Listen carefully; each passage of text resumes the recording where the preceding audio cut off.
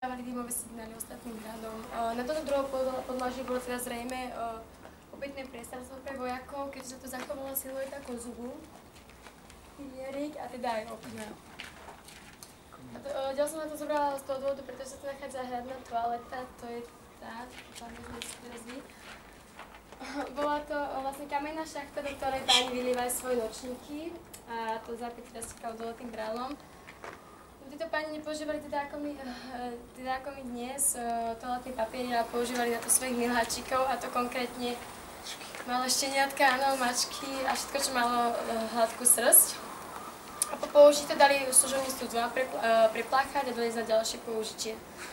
Tí naši hradní páni sa umývali asi raz do mesiaca. V tej tajky nebola horšia. To je z tohto prečo bola to všetko, môžeme ísť na tretie nádvory, no?